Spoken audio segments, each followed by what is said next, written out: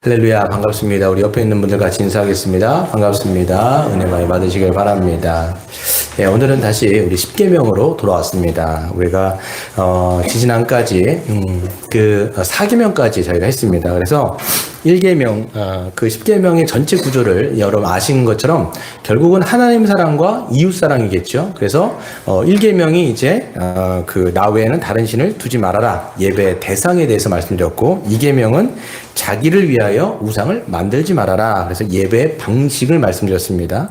3계명은 여호와의 이름을 망령되게 일컫지 말아라 말씀하시면서 예배의 자세, 그 다음에 4계명은 안식일을 거룩하게 지켜라 라고 말씀하시면서 예배의 시간에 대해서 말씀하셨습니다. 그래서 1계명부터 4계명까지는 결국은 이제 하나님 사랑으로 이제 귀결되어지고요. 그 다음에 5계명부터 10계명까지가 이제 이웃 사랑입니다. 근데 이웃 사랑의 가장 첫 번째 나온 게 바로 이제 부모님을 공경하라라고 말씀을 하고 있습니다. 그래서 여러분, 이 부모 공경 자체가 이웃 사랑의 가장 기초가 되는 거예요. 그렇죠? 왜 그러냐면 부모님 자체가 가장 최고의 이웃이기 때문에 하나님이 세우신 권위인, 어떻게 말하면 최고의 이웃인 그 부모를 사랑하는 것부터 시작해서 다른 이웃들에게 이것이 확장 적용되는 겁니다. 다른 말로 했을 때 부모를 공경하지 않고 부모를 존중하지 않는 자는 다른 이웃을 사랑하기가 어렵거나 불가능하다라고 이해하기도 과언이 아닙니다. 그래서 20계명 구조 자체가 아주 정교하게 다 이게 지금 의미들이 있는 거예요. 그래서 10계명 이 전체가 1계명이 가장 핵심되는 계명이잖아요. 그래서 하나님 외, 하나님 사랑을 하지 못하면 다른 것이 다 도미노처럼 깨지는 것처럼 이 5계명도 마찬가지예요. 5계명 자체가 제대로 될 때 이웃사랑도 온전하게 실천된다라고 볼 수가 있습니다. 그러면서 제가 이제 생각한 게 있는데, 10계명 자체를 보시면 이 부모 공경에 대해서는 있지만 자녀 사랑에 대해서는 사실 10계명에선 나와 있잖아요. 왜 그럴까요? 이게 그냥 제 생각인데요. 이거 성경에 나와 있진 않는데 그냥 제 생각에 보면 자녀 사랑하는 것은 그냥 본성적으로 잘 되는 것 같아요. 그렇죠? 여러분들, 우리가 자녀를 낳으면 자녀 사랑은 이제 우리가 쉽게 어떻게 보면 본성적으로 된단 말이에요. 근데 이제 부모 사랑, 부모 공경은 이게 본성적으로 되는 것 같진 않아요. 그래서 아마 이런 이제 내용이 담겨 있지 않는가라는 생각이 듭니다. 그 예전에 보면 금융 광고에서 이런 광고가 있었어요. 어떤 광고였냐면 40개월 미만의 아이들을 둔 아빠들을 대상으로 설문지를 조사한 적이 있어요. 그 설문지는 근데 실제적으로는 약간 이제 몰래카메라 같은 거였어요. 그래서 어떤 설문지였냐면 첫 번째 질문들이 있어요. 아버지들이 이제 막 와갖고 아빠들이 앉아 있어요. 그러면 설문지 내용 첫 번째가 그 아이가 좋아하는 음식은 무엇입니까? 그 다음에 두 번째는 그러니까 아이에게 아이가 자고 있는 것을 본 적이 있습니까? 세 번째, 당신의 지갑 안에는 아이의 사진이라든지 또 핸드폰 안에는 아이의 사진이 몇 장 정도 들어 있습니까? 그럼 마지막 질문이 아이에게 마지막으로 사랑한다고 이야기한 적은 언제입니까? 이런 질문들이 있는 거예요. 그러니까 아빠들이 표정이 다 막 환한 미소를 띠고 질문을 답해요. 이게 막 지갑도 찾아보기도 하고 막 생각하면서 아주 얼굴에 환한 미소를 띠고 있어요. 근데 이제 설문지가 딱 바뀌었어요. 설문지가 바뀌었는데 설문지 내용은 똑같은데 질문은 똑같은데 대상이 바뀐 거예요. 그 아이의 이 주어가 아이 대신에 아버지라고 하는 그 이제 주어가 바뀐 거예요. 그래서 아버지가 좋아하는 음식은 뭡니까? 또 아버지의 사진이 몇 장 정도 들어 있습니까?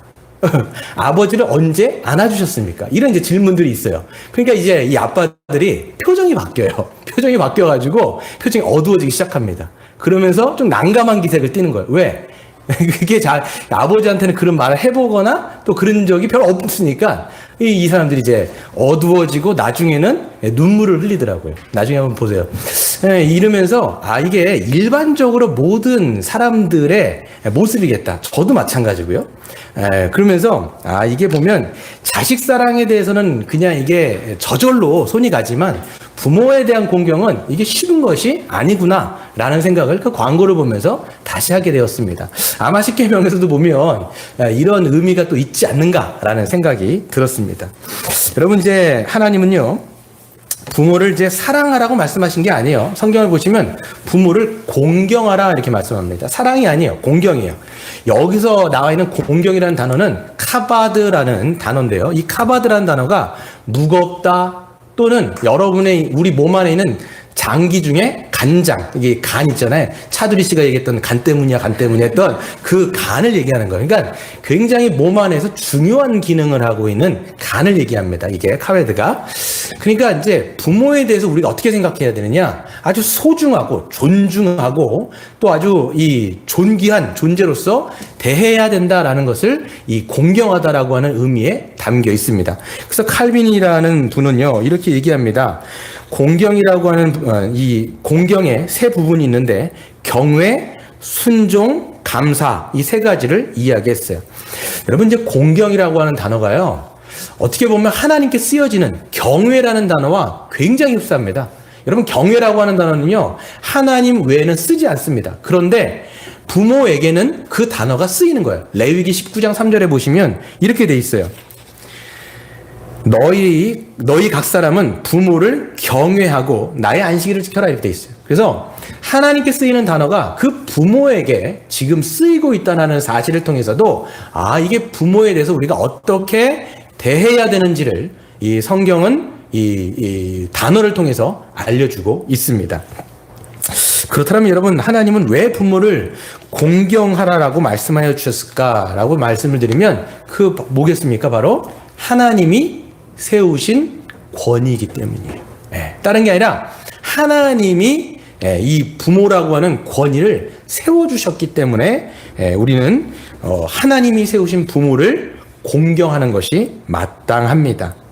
여러분, 하나님은요, 부모를 통해서 생명을 주셨고요, 또 부모를 통해서 하나님 사랑과 은혜를 받게 하여 주셨고, 또 부모를 통해서 양육과 배움을 받게 하여 주셨어요. 여러분, 부모님이 없었으면 우리 존재 자체가 없었겠죠. 부모님이 없었으면 우리는 그런 사랑을 또 그런 양육을 받지 못했을 거예요. 그러니까 여러분, 하나님이 직접 태어나게 하시고 직접 기르실 수도 있는데 직접 하신 게 아니라 부모라고 하는 권위를 통해서 우리에게 생명을 주시고 또 그 다음에 어떤 정기적인 교육도 받게 하시고 또 양육도 받게 하시고 사랑도 받게 하셔서 사람답게 살아갈 수 있는 모든 길들을 부모를 통해서 열어주셨다라는 것을 생각할 수가 있습니다. 여러분, 우리가 이제 뭐 부모님들도 다 부모님이시죠? 그러니까 보면 아이를 낳는 과정 자체가 굉장히 또 힘들다라는 걸 알 수 있습니다. 뱃속에 이제 10달 동안 우리가 아이를 집어 넣고 있지 않습니까? 그럼 이 뱃속에 이제 10달 동안 아이가 있을 때 어떻습니까? 이게 사실 여자분들 같은 경우는 힘들다라는 걸 다 아실 거예요. 그래서 먹고 싶은 것도 잘 못 먹고 또 이게 배가 불러지면 그다음 눕는 것 자체도 쉽지 않죠. 그래서 이렇게 누웠다가 저렇게 누웠다가 하여튼 뱃속에 넣고 있을 때도 사실 쉽지가 않습니다. 그다음에 이제 배에서부터 나올 때 이제 10달을 채운 다음에 나온 다음에도 이제 그때부터는 더 바쁘죠.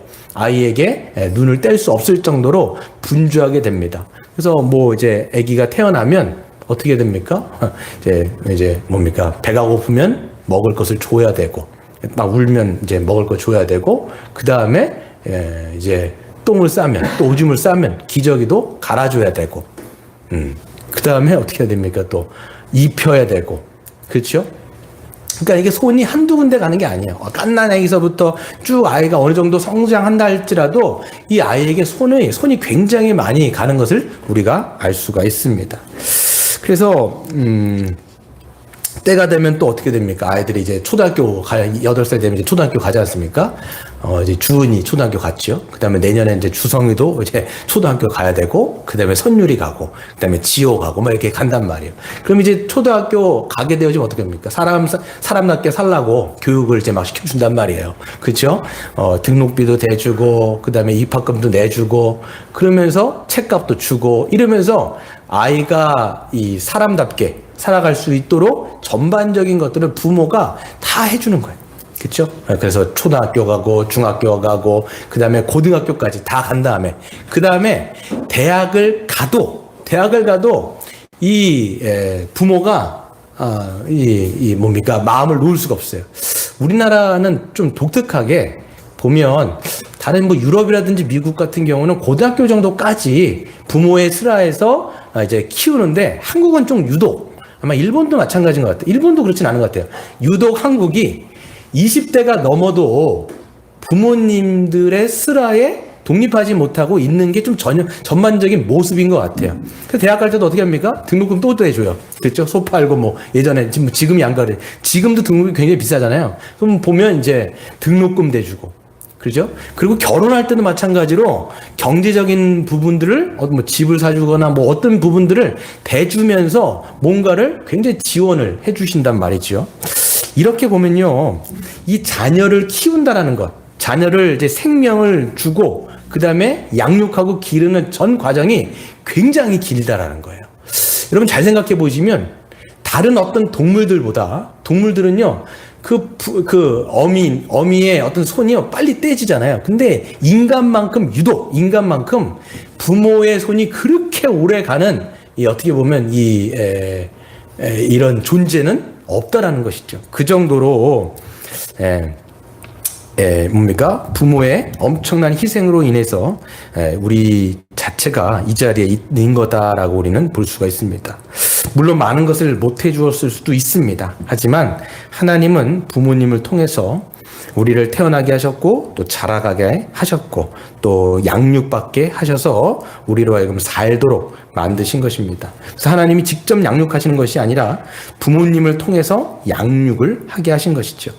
그렇기 때문에 여러분 우리는요 하나님의 대리자인 부모를 공경하는 것이 지극히 마땅하다, 당연하다 이렇게 얘기할 수 있어요. 그래서 부모의 자격이 아니에요. 그래서 여러분 성경은 부모가 어떤 자격 때문에 우리가 부모를 공경하라라고 얘기하는 게 아니라 부모라고 하는 존재 자체가 하나님이 세우신 권위고 그 자녀를 위해서 엄청난 희생한 존재이기 때문에 하나님께서는 이 부모를 공경하는 것이 당연하다라고 성경을 통해서 말씀하시는 것이죠.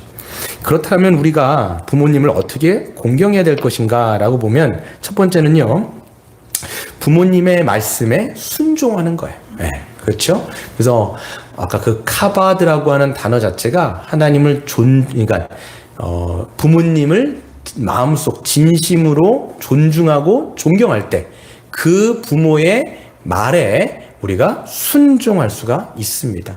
그래서 카바드라는 단어가 무겁다는 뜻이에요. 그렇기 때문에 부모님의 말씀에 예, 알겠습니다. 그런 거죠. 그래서 그 말씀을 무겁게 받아들이는 거예요. 무게감 있게 받아들이는 거예요. 그래서 에베소서 6장 1절도 보시면 자녀들아 주 안에서 너희 부모에게 순종하라 이것이 옳으니라 이렇게 돼 있어요. 골로새서 3장 20절에 보면 이렇게 돼 있습니다. 자녀들아 모든 일에 부모에게 순종하라 이는 주 안에서 기쁘게 하는 것이다 이렇게 말씀을 하고 있습니다. 그래서 자녀 된 자들이라면 우리가 그 부모님의 말씀을 카바드 우리가 진정 있게 받아들이고, 왜냐하면 부모를 존중하기 때문에 그 말을 그분의 인격에서 나오는 말을 우리가 소중하게 여기고 순종하는 것이 중요한 것이지요. 여러분 그래서 이게 내 마음에 좋든 싫든 부모님의 말씀에 이제 순종하는 것은 참으로 중요합니다. 아까도 처음에 말씀드린 것처럼 보이지 않는 하나님이 보이는 부모를 이 권위자로 세우신 거예요. 그렇기 때문에 부모님의 말씀을 듣는다라는 것은, 그러니까 보이는 부모의 말씀에 순종하는 것은요, 보이지 않는 하나님의 그 권위를 인정하고 순종하는 것과 연결돼 있어요. 반대로 말하면요, 보이는 부모의 말에 거역하는 자는 보이지 않는 하나님의 말씀도 거역하게 돼 있어요. 이거는 연결돼 있기 때문입니다. 그래서 레위기 같은 데를 보시면요, 굉장히 심각하게 다루는 내용들이 있는데 뭐냐면 부모의 말을 거역하거나 또 부모를 저주하거나 또 부모에 대해서 아주 반감 있게 하는 그 자녀들을 향해서 돌로 쳐라 라고 할 정도로 아주 뭡니까? 이 성경은 심각하게 이 문제를 다루고 있습니다. 그게 이유가 뭐냐면 하나님이 세우신 권위를 인정하지 않는 것이 하나님을 인정하지 않는 것과 맞물려 있기 때문에 그런 일들을, 그런 내용들이 담겨 있어요. 그렇기 때문에 여러분, 우리가 이제 자녀 교육을 할 때도 이제 말씀드릴 텐데, 이 자녀들이 부모의 권위를 인정하게 하는 것, 물론 폭력을 가하라는 게 아니라 하나님의 말씀을 잘 훈련시킴을 통해서 그 고집을 꺾고, 고집 꺾는 건 굉장히 중요합니다. 그래서 아이들의 고집을 자아를 딱 꺾고 부모의 말에 순종하는 것들을 알려주는 것이 굉장히 중요해요. 여러분, 이제 어렸을 때 그게 안 되면요, 아이들은 장성했을 때 머리가 커버리면 힘이 세어지고 자아가 더 세집니다. 그럼 절대 부모의 말에 듣질 않아요. 그러니까 이거는 어렸을 때 해야 할 일들이죠. 그래서 이런 부분들을 우리가 굉장히 중요하게 생각을 할 필요가 있습니다. 그래서 이제 부모의 말에 순종하는 것, 이거를 굉장히 중요하게 생각해야 되는 것이고, 이걸 사실 훈련해야 되는데, 순종이라고 얘기하면요, 여러분 좋든 싫든인 거예요. 그래서 이게 좋을 수도 있고 내가 좋든 싫든. 그래서 이게 부모 말에 순종하는 것을 통해서 뭘 배울 수 있냐면 자기를 꺾는 것을 배울 수 있어요. 저도 생각해 보면요, 잘 안 돼요. 보면. 저도 이게 어제 설교를 준비하는데, 저부터 적용하는데, 이게, 참 이게 쉽지가 않구나. 부모님하고 전화를 통화를 하면, 특별히 이제 엄마랑 이제 통화를 하죠. 어머니 통화를 하면, 첫 번째 묻는 게, 요즘에 뭐 먹고 생기냐. 당은 요즘에 조절되냐. 맨날 이런 걸 이제 물으시죠. 부모님이니까 당연한 거예요. 그러면 이게 굉장히 기분이 썩 좋지 않습니다. 그러면 했던 얘기를 반복적으로 맨날 듣기 때문에, 그러니까 이거를 거의 귀에 딱지가 않을 정도로 똑같은 얘기, 사실 말해서 운동해야 되고 뭐 이게 어떤 걸 먹지 말아야 되고 맨날 똑같은 얘기 몇 번 하니까 이게 사실 알겠습니다 엄마 뭐 이렇게 얘기하는 법이 없어요. 저도 보니까 그만하세요 뭐 이런 거 잘 안 들어요 제가. 그러니까 이러면서 설교하려고 하니까 저도 좀 찔리네요. 그러니까 이게 순종하는 것을 배우는 게 참 중요하겠죠. 여창옥 집사님이 아니라, 누구시죠? 김창옥 교수님이라는 분이 있어요. 그분이 기독교인이신데요. 교수이시기도 하고. 근데 부모님이 보면 이제 귀가 안 들리시잖아요. 근데 이제 막 어머니도, 그러니까 처음에 이제 아버지랑 어머니랑 굉장히 싸우는 집안이기도 하고 막 그랬나 봐요. 근데 이제 나중에 아버지하고 이제 관계가 이제 회복되어지고 하면서 그가 고백하는 게 뭐냐면, 나중에 그러니까 부모님 말씀이 옳지 않을 때도 있죠. 어떤 건 과하게 말씀하시는 것도 있는데, 자기가 깨달은 게 뭐냐면 부모님이 뭐라고 말씀하시든 알겠습니다. 이거를 자기가 하는 것을 조금씩 알아간다라고 이야기를 하더라고요. 좀 맞는 것 같아요.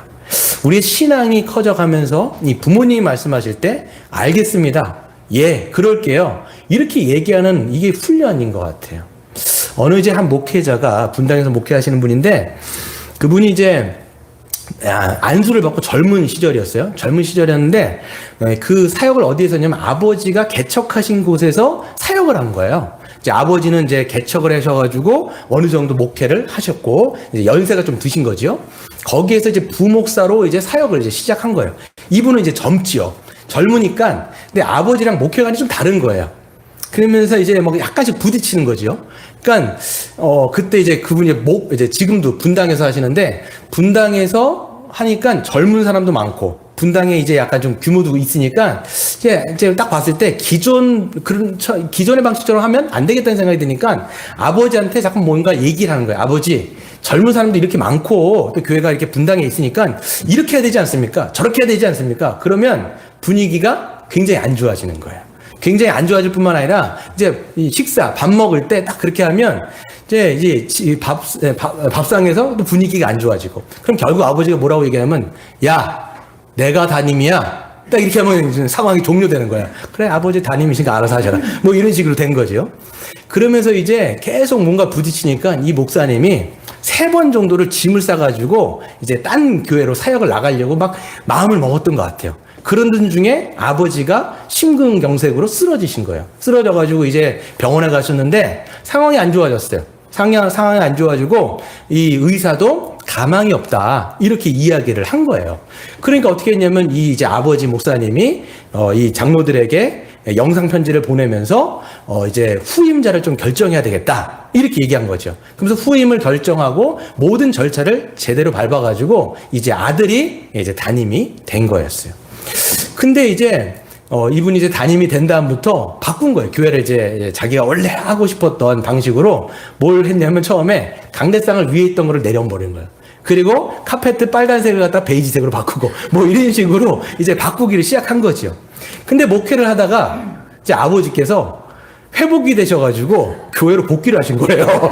이게 좋아야 되는지 말아야 되는지 이렇게 복귀를 하셔갖고 딱 봤는데 복귀를 한 다음에 이제 봤는데 교회가 막 달라져 있잖아요. 그러니까 이제 성도들한테는 얘기를 안 해도 아들한테는 계속 뭐라고 한 거예요. 야, 아들아, 왜 이렇게 바꿨느냐? 왜 이걸 했느냐? 계속.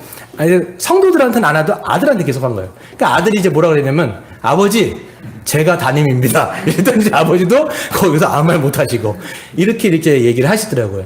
근데 돌아보면, 자기가 이제 아버지 돌아가셨어요. 그리고 그분이 이제 잘 성경적으로 목회를 하시는 분인데, 돌아보면, 아버지가 그렇게 말씀하셨는데, 다른 부분도 분명히 있었다라는 거예요. 근데 아버지가 말씀하셨던 것이 참 그때 그것들을 순종하고 또 그것을 듣고 했던 것이 자기에게는 굉장히 큰 자양분이었고 또 그 순종을 통해서 참 많은 것들을 자기가 깨달았다라는 이제 이야기를 하시는 것을 들었어요.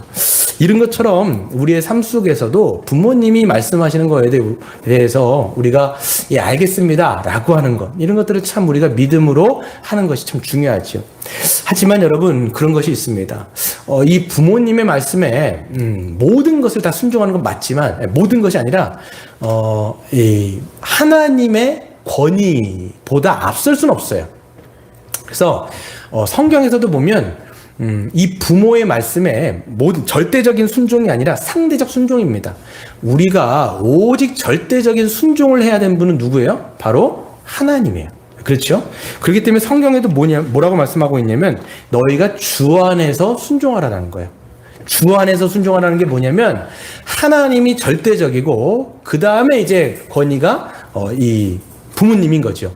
그래서 부모님이 어떤 말씀을 하셨을 때 이것이 어떤 하나님의 말씀에 위배되거나 이것이 반하여지는 것일 때 부모님의 말씀에 순종하는 것이 아니라 우리는 그때는 하나님의 말씀에 순종하는 것이 먼저라는 것을 성경은 이야기하고 있습니다. 뭐 예를 들면 이런 거죠. 어떤 신앙의 문제인 거예요. 어떤 주일 성수에 대해서 뭐 어떤 이야기를 한다든가 가지 말아라 뭐 이런 게 있을 때 지혜롭게 우리가 그 부모의 말에 순종하는 것이 아니라 오히려 하나님의 말씀에 먼저 순종하는 것이 더 중요하다는 것을 우리는 알 수가 있습니다. 또 한 가지는 뭐냐면 이 부모에게 순종하는 것은 너무나 지극히 당연하죠. 그런데 자녀가 부모의 슬라를 떠나서 결혼한 다음에는 조금 상황이 달라집니다. 기본적으로 여러분 부모님께 순종하는 건 맞아요. 맞는데 상황은 달라지는 거죠. 여러분 성경에서 뭐라고 얘기합니까? 결혼이라고 하는 것은 부모를 뭐예요? 떠나. 이게 중요해요. 부모를 떠나. 남편과 아내가 한 몸을 이루어서 이제는 이 부모로부터 독립하여서 독립적인 개체를 이루는 것이 결혼이에요. 그렇죠? 그렇기 때문에 부모의 말씀에 순종하는 것은 기본적으로 맞지만 이 상황이 조금씩은 달라지는 것을 우리가 생각해야 됩니다. 더 이상 부모의 권위 아래 있지 않습니다. 결혼 후에는요, 머리 되는 남편, 그렇죠? 머리가 되는 남편, 그리고 돕는 배필인 아내가 한 몸을 이루어 가정을 건사할 때 가정이 건강하게 세워지는 거예요. 지혜로운 부모라면요, 자녀의 가정의 독립을 인정하며 지나친 간섭을 삼가하는 것이 중요합니다. 그러니까 뭐 감나라, 배추나라, 콩나라, 뭐나라 이거를 하면 이제는 할 수가 없어요. 예전에는 이제 결혼 전에는 슬하에, 그러니까 품 안의 자식이라고 얘기하잖아요. 자기의 품 안에서 떠났어요. 떠났기 때문에 이제는 독립되는 가정을 이루는 거예요. 그러면 이제는 이 자녀의 머리가 부모가 아닌 거예요. 이 가정의 머리는 누가 되냐면 남편이 되는 거예요. 그렇기 때문에 남편, 이 영적인 가장인 남편이 이 가정을 주도하여 리더십을 발휘하고 그 다음에 돕는 배필인 아내가 조력을 하여 독립적인 가정으로서 이것을 일구어 나갈 때 성경적으로는 건강한 가정을 세울 수가 있어요. 그렇기 때문에 부모를 공경하되 이런 부분들은 적당한 선이 있다라는 것들을 우리가 인식하는 것이 굉장히 중요한데 한국 사회의 이 구조가요, 이게 지금 이 사회적인 문제랑 조금 맞물려 있는 것 같아요. 그래서 결혼을 해도 경제적으로 독립을 못 해요. 그렇죠. 경제적으로 독립을 못 하다 보니까 이게 묶여 있는 거죠. 경제적인 독립이 안 되는 순간 뭐가 되냐면 부모의 간섭이 굉장히 들어오게 돼 있습니다. 이거 해라, 저거 해라. 왜? 경제적인 도움을 조금 주니까. 그러니까 이제 감나라, 대추나라, 콩나라 계속 한단 말이에요. 그러다 보니까 이 머리 되어지는 가장이 헤드십을 가지고 이끌어야 되는데 이게 아닌 거예요. 그러다 보면 이 독립됐는데 여전히 부모의 슬하에 있는 것처럼 이거를 받는단 말이에요. 그러면서 이 가정의 불화의 원인이 된다라고도 생각할 수 있어요. 어느 한 목사님이요, 주례를 보실 때마다 묻는 게 있어요. 어떤 걸 묻냐면 경제적으로 독립했어요? 이걸 묻는 거예요. 요즘에는 이 경제적인 독립이 쉽지가 않은데 왜 그러냐면 사회적인 구조 문제가 있어요. 집 문제. 이거 어떻게 해결할 거냐고. 이게 그냥 신앙적인 문제로 끝나는 게 아니라 사회적인 문제이기 때문에 집 문제 해결 안 되니까 돈을 잠깐 경제적으로도 이게 안 끊어지는 거죠. 그러다 보니까 여러 가지가 맞물려서 성경적인 가정을 세우기보다는 여전히 그런 것들이 문제가 있다라는 것들을 여러분들이 염두에 두고 여러분들 생각을 하셔야 돼요. 부모도 적당선 안에서 이 자녀를 인정하고 독립을 인정해주고 또 이 자녀들은 어떻게 합니까? 부모를 공경하되 이 자기 자체 안에서 헤드십을 가지고 결정할 때 이것이 건강하게 세워질 수 있다는 것들을 생각해야 되겠죠. 다음에는요, 부모님이 연로하게 됐을 때 이것을 이제 최대한 부모를 돌보아야 되는 것이 바로 이 부모님을 공경하는 방식이에요. 그래서 부모님을 정서적으로, 물질적으로 부모님을 돕는 겁니다. 여러분, 부모님의 인생의 3분의 2, 이 정도가 보면요, 자녀를 뒷바라지하기 위해서 자신의 인생을 희생한 삶이라고 저는 생각할 수 있다고 생각합니다.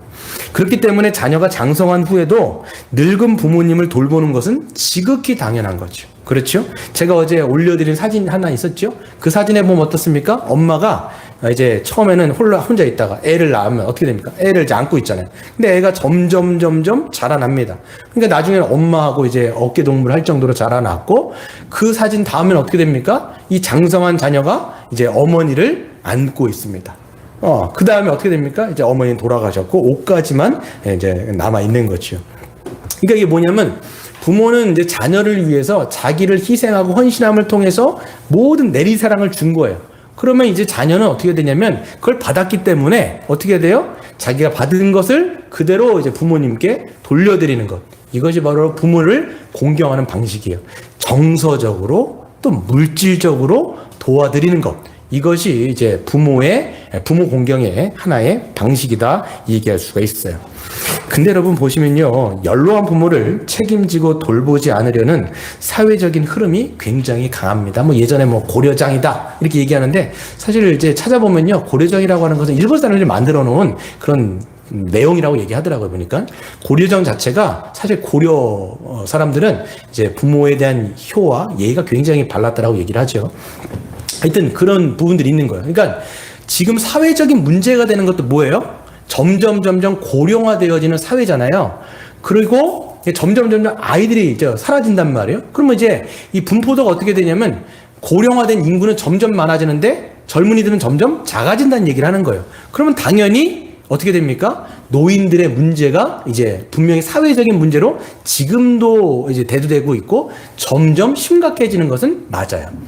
그러니까 여러분, 이런 이 사회적인 문제 가운데 이 부모를 책임지고 돌보는 것, 이런 것들을 점점 하지 않으려고 하는 세태들을 보게 되어집니다. 자식들을 위해서라고 하면 굉장히 희생하려고 하는데 부모의 문제라면 희생하지 않으려고 하죠. 여러분, 돈 쓰는 걸 보시면요, 자녀들 위해서라면 과외비, 그 다음에 강남 같은 데 가면요, 애들 교육 때문에 집 팔아가지고 정말 좁은 데 가고 막 살고 있잖아요. 왜 그래요? 애들 학군 좋은 데 보내려고 애들을 위해서라면요, 부모는 엄청나게 희생해요. 근데 여러분 보시면 그 반대로 부모를 위해서라면 그렇게 희생합니까? 안 하는 게 예전부터 지금까지 흘러나오는 그런 지금의 어떤 세태들의 경향인 거죠. 이런 흐름이 점점 강해지는 게 지금 문제라는 거예요. 여러분 잘 생각해 보시면요. 부모 세대는요. 30대, 50대. 여러분들이 부모가 됐고 또 되실 거잖아요. 이게 보면 부모 세대는요. 30대, 50대, 뭐 60대까지 죽어라 일만 했어요. 그러니까 지금 뭐 보면 이제 앞세 386 세대, 486 세대. 그렇죠? 이 세대 보면 그냥 어떻게 말하면 일하다가 죽는 나이에요, 보면. 그렇잖아요. 죽도록 일밖에 모르는 거예요. 왜냐면 그때 너무 못 살았기 때문에 그때 가정을 일구려면, 이 가족을 부양하려면 일만 해야 되는 거예요, 그러니까 정말 청춘 같은 그 전체 시대를, 전체의 시간을 이제 애들하고는 관계가 거의 이제 떨어져 있죠. 그러니까 애착 관계도 없으니까 나중에 늙었을 때 외로워지는 게 이런 문제인 거예요.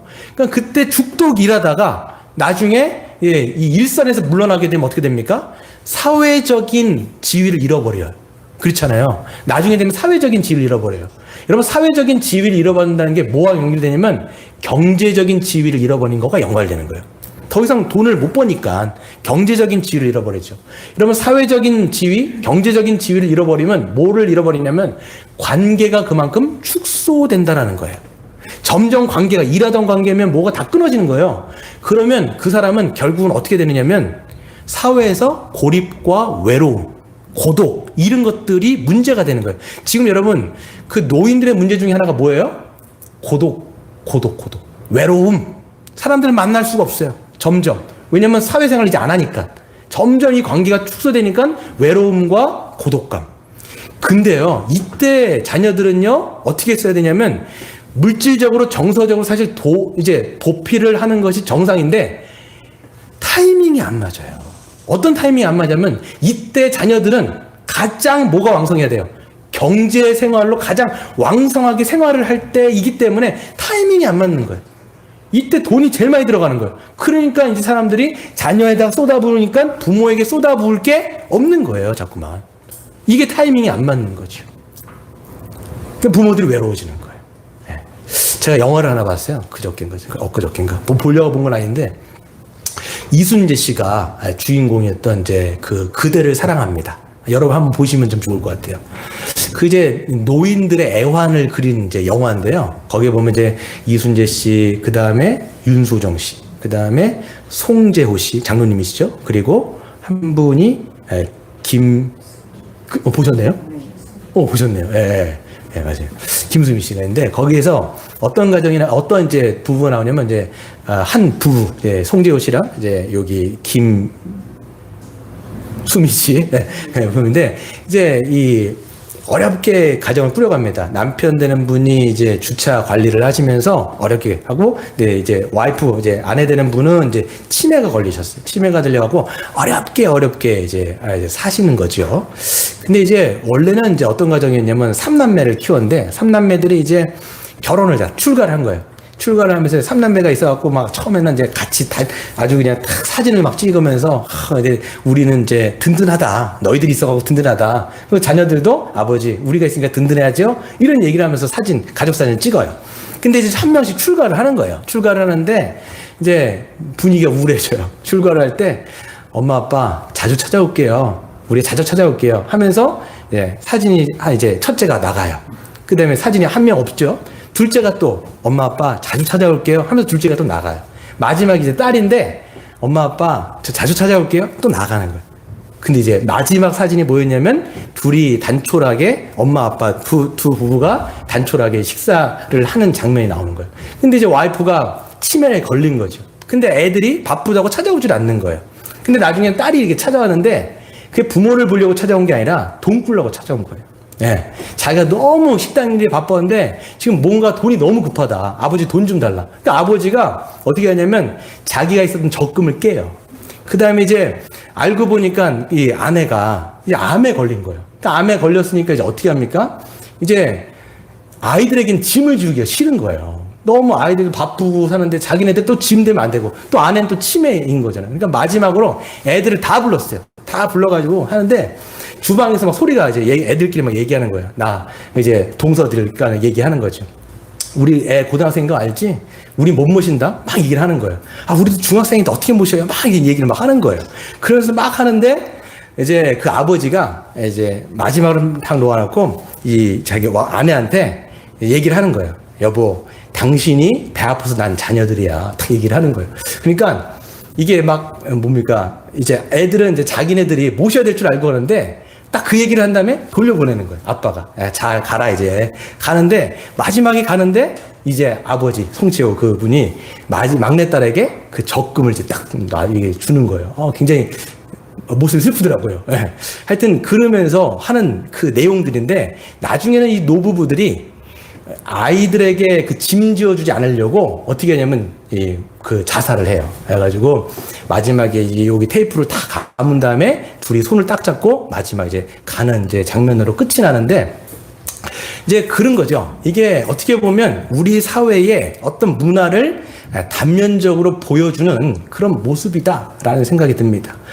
그래서 여러분 보시면 이 신자는요, 이 부모를 공경하는 것이 어떤 핑계가 아니라 우리는 주님께서 주신 권위를 인정하고 그 부모에 대해서 우리가 받았던 거에 대해서 당연하게 돌려드리는 것이 마땅한 거죠.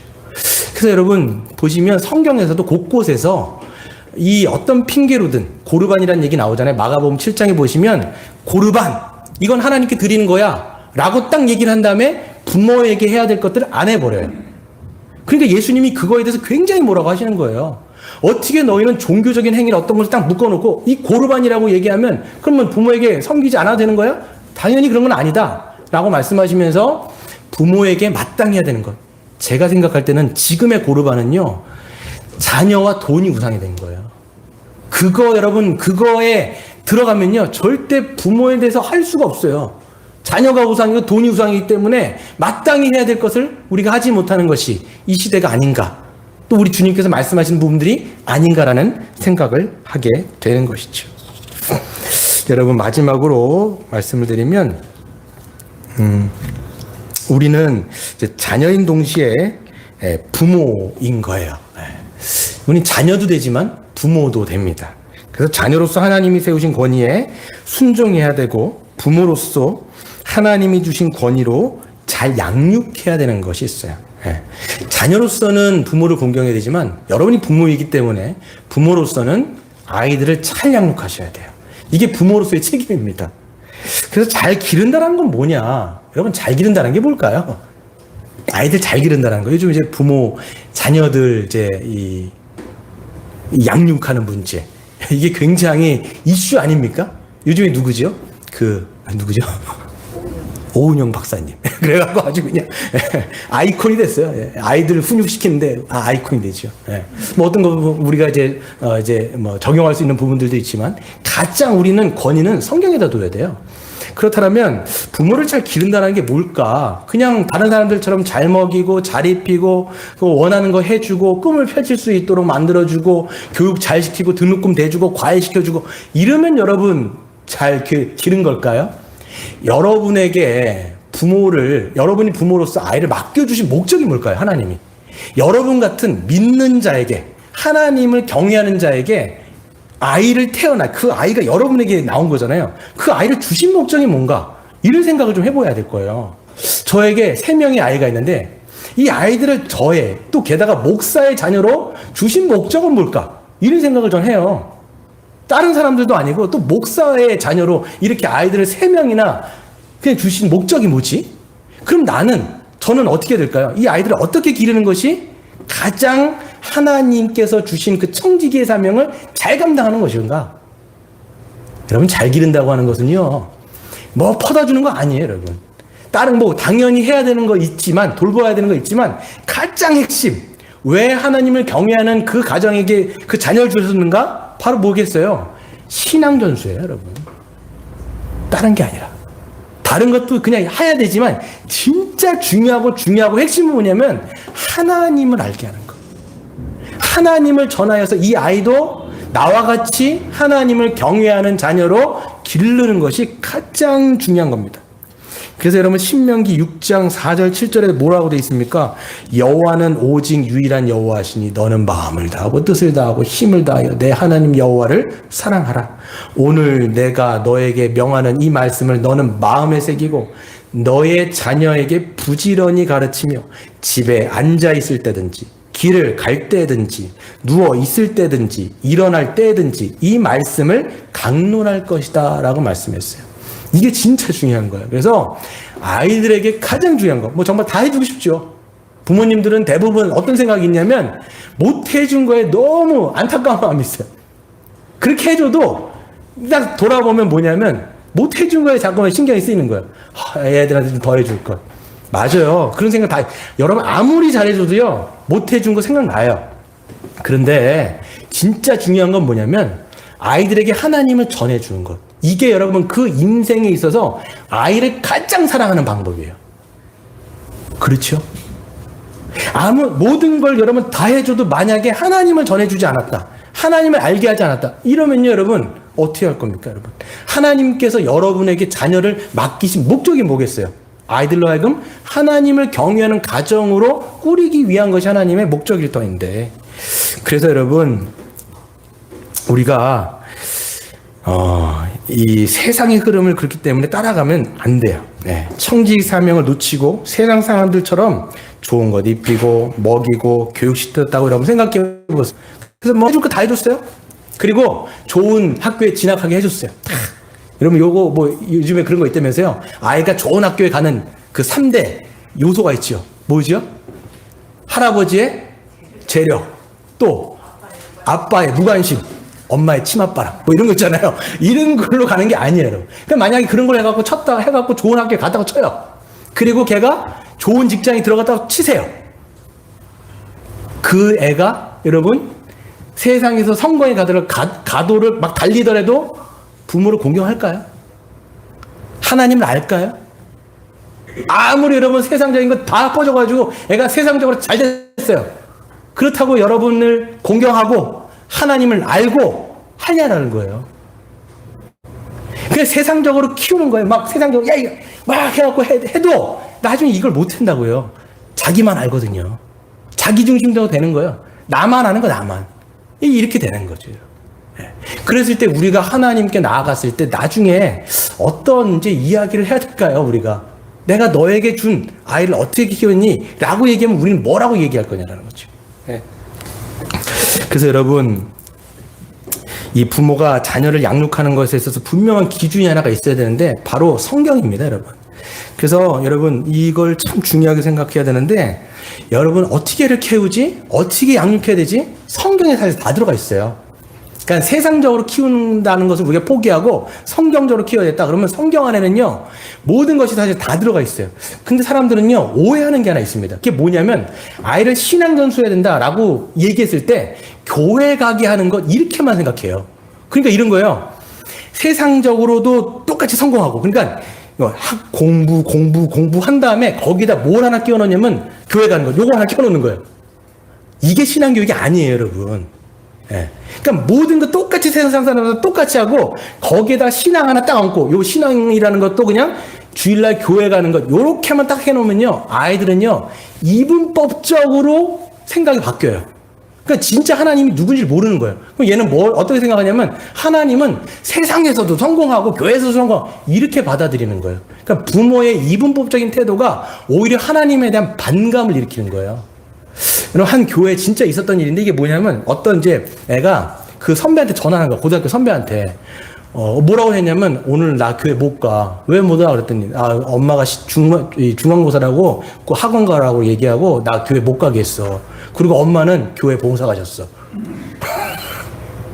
그러니까 엄마가 뭘 가르치는 거냐면 세상 공부해서 세상 성공 막 가르치고 거기다가 교회 가는 거 하나 얹어주는 거예요. 그러니까 애는 생각할 때 부모의 신앙 태도로 신앙의 어떤 모습을 보면 이게 신자의 모습이라기보다는 그냥 이분법적인 것을 자꾸만 생각하다 보니까 하나님에 대해서 오해하기 시작하는 거예요. 그러니까 여러분 우리는 분명한 기준이 있어야 되는 게 뭐냐면 신앙이라고 하는 분명한 그 기준이 중심에 있어야 돼요. 여러분 잠언 1장이 뭐예요? 잠언 전체의 핵심 내용이 뭐냐면 여호와를 경외하는 것이 지혜와 지식의 근본이라고 되어 있어요.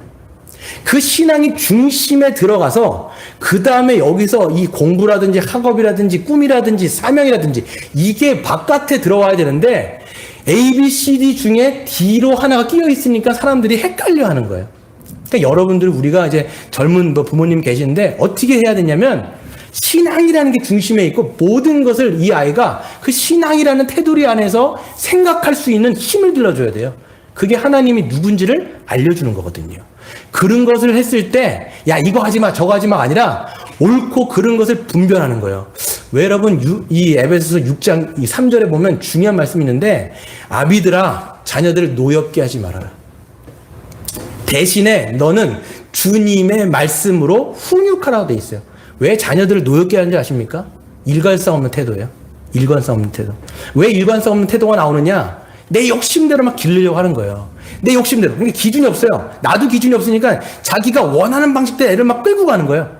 네, 막 끌고 가는 거예요. 그러니까 부모가 원하는 대로 막 그냥 부모 꿈이 의사니까 애도 막 의사, 막 하기 싫은데 막 시키고 애 공부도 못 하는데 지금 막 그렇잖아요. 그러니까 죽어라 사자 막 시키는데 애는 그게 싫거든요 지금. 그러면서 애가 노여워지는 거예요. 어렸을 때는요 참죠. 근데 애가요 사춘기가 지나가고 머리 커지네 폭발해버려요. 애들이 왜 자꾸 분노심인지 아세요? 이 부모님이 일관성 없는 태도가 아이 안에 분노를 일으키는 거예요. 화가 조금 이게 작잖아요. 나중에는 이게 커져갖고 사춘기가 될 때 막 폭발을 하는 거예요. 그때 문제 생기잖아요, 여러분. 그러니까 처음부터 부모님이 먼저 어떻게 돼요? 성경이 무엇인지, 그러니까 하나님을 경외하는 것이 무엇인지 이게 철저하게 말과 언행이 일치가 되어질 때 아이들은 부모님의 태도를 통해서 하나님은 이런 분이구나 자연스럽게 알아가게 되고 그렇게 공경하게 되는 거예요. 말씀을 마치겠습니다. 여러분, 계명 중에 몇 계명만 약속인 줄 아세요? 5계명이에요.